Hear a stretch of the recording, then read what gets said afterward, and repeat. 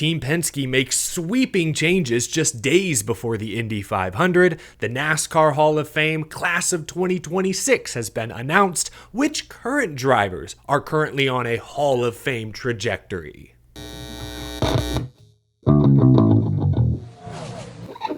How's it going, y'all? My name is Eric. Welcome to Out of the Groove. Some major breaking news this morning out of Indianapolis that could have NASCAR implications. But before we get into that, this episode is fittingly sponsored by the NASCAR Hall of Fame. History and heritage comes to life at the NASCAR Hall of Fame, and the month of May is packed full of new exhibits. The Wood Brothers, a family legacy presented by Motorcraft, honors 75 years of family tradition with special artifacts and cars on display. Martin Truex Jr.'s Coca-Cola 600 winning Toyota is also on display. As usual, you can get behind the wheel of realistic racing simulators, take part in the Pit Crew Challenge, and while we may be talking about the class of 2026 today, the class of 2025, Carl Edwards, Ricky Rudd, and Ralph Moody all have artifacts on display in the Hall of Honor. From the legends who helped shape the sport to the new heroes fighting for a spot in the record books, the NASCAR Hall of Fame has something for everyone. Book your visit today at NASCARHall.com.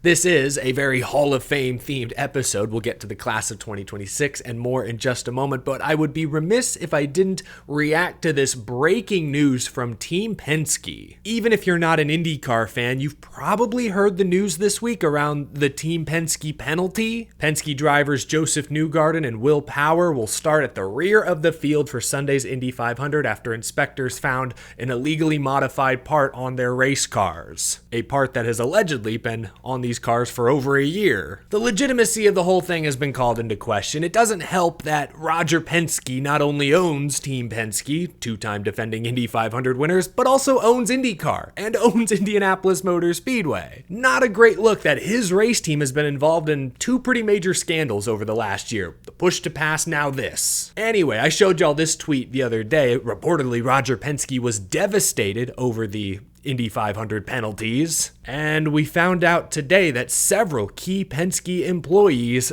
felt his wrath. Team Penske announced today the departure of IndyCar team president Tim Cindric, IndyCar managing director Ron Roseski, and IndyCar general manager Kyle Moyer from the organization. Whoa! And then this quote from the captain himself: "Nothing is more important than the integrity of our sport and our race teams. We have had organizational failures during the last 2 years, and we had to make necessary changes. I apologize to our fans, our partners, and our organization for letting them down." Major news out of the IndyCar world to dismiss high-level employees just a few days before the biggest race of the year, arguably the biggest race in the world. That is huge. Roger Penske is not messing around. This is, however, a NASCAR show. Major IndyCar implications, absolutely, but there could be some NASCAR implications as well. Tim Cindric is the father of Team Penske NASCAR driver Austin Cindric. I've already seen dozens of comments on social media from fans saying, Austin's gotta be on the hot seat, right? And let me just start by saying, I get where all these comments are coming from. Austin Cindric is a quality, capable race car driver, but the main reason he's at Team Penske is because of that Tim Cindric connection that is now gone. Cindric has also not been as competitive as his other Penske teammates. Now, it's not his fault. His teammates are Joey Logano, future Hall of Famer, and Ryan Blaney, 2023 champion. But Cindric, statistically, has not kept up for the most part. So those are just facts. It's speculative to assume Tim Cindric's departure will impact Austin's contract status with the team. I think Austin Cindric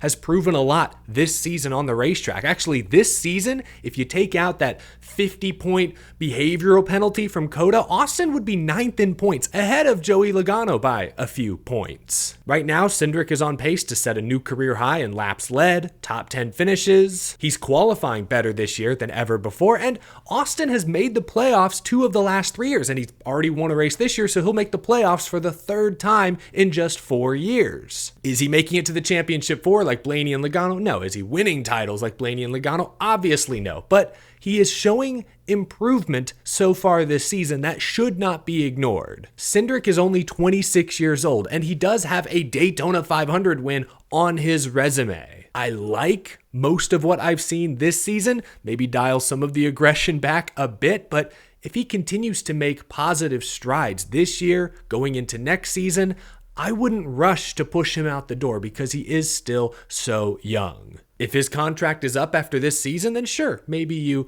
explore the driver market. But if he has an agreement beyond this year, I'd ride it out, see what he can do. I would be in no rush to push Austin Cindric out the door when he's made the playoffs, including this year, 3 of his first 4 Cup Series seasons. Big news, though, out of IndyCar. Certainly, folks will be asking Austin about his father, his status at Team Penske this weekend and beyond. An unfortunate question that the young driver will now be faced with. Let's talk NASCAR Hall of Fame. Kurt Busch and Harry Gant were voted in last night off the modern era ballot. Ray Hendrick will be the pioneer era inductee, and Humpy Wheeler was given the Landmark Achievement Award. No complaints for me here. Look, Kurt Busch's resume is clearly Hall of Fame worthy. Yes, there have been some off-track disruptions, let's say, but on track, dude was a stud, made every team that he went to immediately better, worthy Hall of Famer. Harry Gant, I said it yesterday, there seemed to be some serious momentum behind him, and that turned out to be true. 18-time Cup Series winner, I think he won all of his races after the age of 40. He is the oldest Cup Series race winner ever, still holds that record, will likely hold it for many years to come. Extremely likable, extremely popular, the Skull Bandit, another worthy addition. As I said yesterday, Kurt was a lock, that second spot up in the air. I think Burton deservedly got some serious consideration. I think this was Greg Biffle's first year on the ballot, so a lot of great choices. I think Harry Gant was worthy of that second spot. Kurt Busch, Harry Gant, Ray Hendrick, Mr. Modified, will be inducted into the NASCAR Hall of Fame January 2026. You won't get much debate from me over this year's inductees, so I thought instead maybe we could debate current NASCAR drivers. Which current drivers are future Hall of Fame locks? Who is maybe on the right path, has work to do?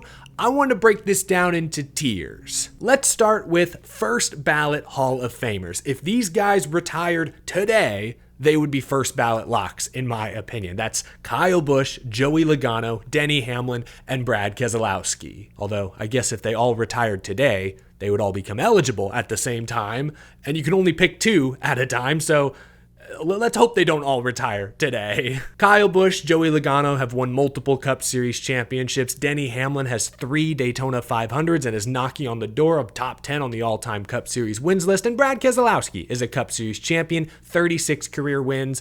These guys are first ballot locks whenever they retire. The guys in this next tier I think are already Hall of Fame worthy, but if they retired today, they would probably have to wait at least a couple years after eligibility to finally get voted in. That's Kyle Larson, Chase Elliott, Ryan Blaney. All 3 of these guys have won a Cup Series championship, which basically assures them a spot in the Hall of Fame. Larson already has 30 career wins, so you could argue that would make him a first ballot Hall of Famer, but I believe if he retired today in his early 30s, kind of like the Carl Edwards effect, it would leave a bad taste in some people's mouths and they might make him sit a couple years before they vote him in, kind of like they did with Carl. So Larson's obviously a Hall of Famer already.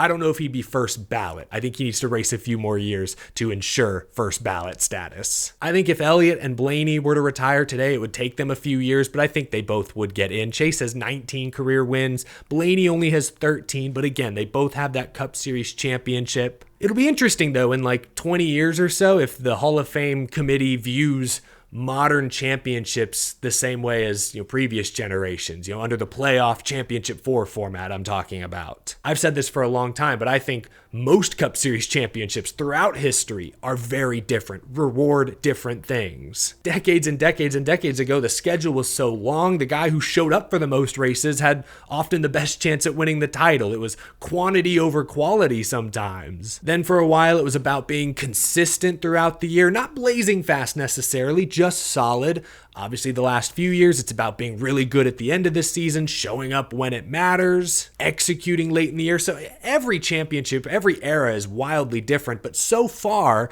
the NASCAR Hall of Fame committee has viewed basically every championship as the exact same. Will that continue 10, 20, 30 years from now? We'll see. I think Blaney, Elliott would make the Hall of Fame today. They would just have to wait a few years. Okay, next tier. On the right track. If these guys retired today, they would not be Hall of Famers, but if they keep racing and continue to win at the clip they've been winning at recently, I think they'll get there one day. That's William Byron, Christopher Bell, and Tyler Reddick. Byron has 14 career wins, Bell is at 13, Reddick is at 8. All three have been to a championship 4. Bell has a truck title, Byron an Xfinity one.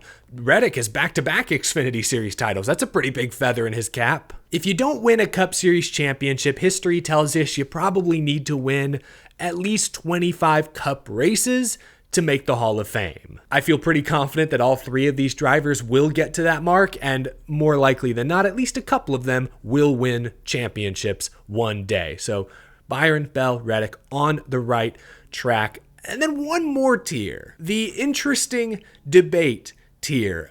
Here I have, bear with me now, Austin Dillon, Ricky Stenhouse Jr., Justin Allgaier, and Matt Crafton. I want to be clear, I don't think any of these guys will make it into the Hall of Fame, but the reason I created this tier is because I think at least a couple of these guys will show up on the ballot one day. I know you're rolling your eyes, but hear me out, Austin Dillon has a Truck and Xfinity Series title. He's also won the Daytona 500 and the Coke 600. I'm just saying, do not be shocked if Austin Dillon one day, years from now, sneaks onto the ballot. I don't think he'll get voted in, but he might be an option one year. Honestly, this may sound weird, but I think if Kyle Busch were to somehow win a championship in the next couple of years, or even win the Daytona 500, I think that would be a credit to Austin Dillon, because he was instrumental in introducing Kyle Busch to Richard Childress Racing. You could say Austin Dillon's continuing his family's success, not only behind the wheel, but also as a leader of the organization.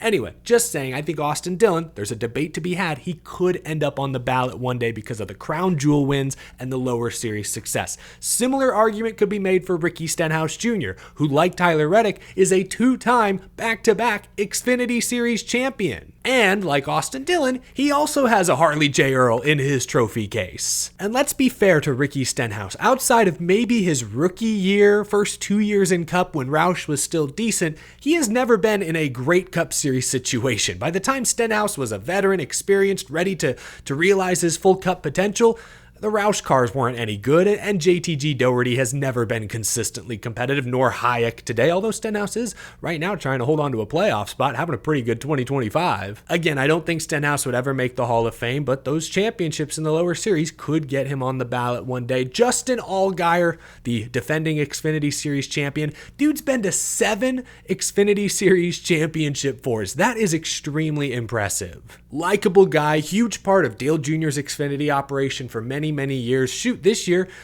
qualified for the Daytona 500 and finished top 10 in Junior Motorsports' first ever Cup race. Again, I don't think Allgaier is a Hall of Famer, but could he be on the ballot one day? Sure, I believe it. And Matt Crafton, dude has 3 Truck Series championships. Jack Sprague was on the ballot this year. He has 3 Truck Series championships, though I'm not sure Crafton's resume is quite as strong as Sprague's. Yes, they both have 3 truck titles. That's huge, but Jack Sprague won 28 truck races. Crafton's at 15 and has run way more races. Sprague got some votes this year, but obviously did not get voted into the Hall of Fame. I could see Crafton ending up on the ballot, but if Jack Sprague is struggling to get in, then I don't think Matt Crafton gets in either. So I think there are some interesting debates and discussions to be had in this tier.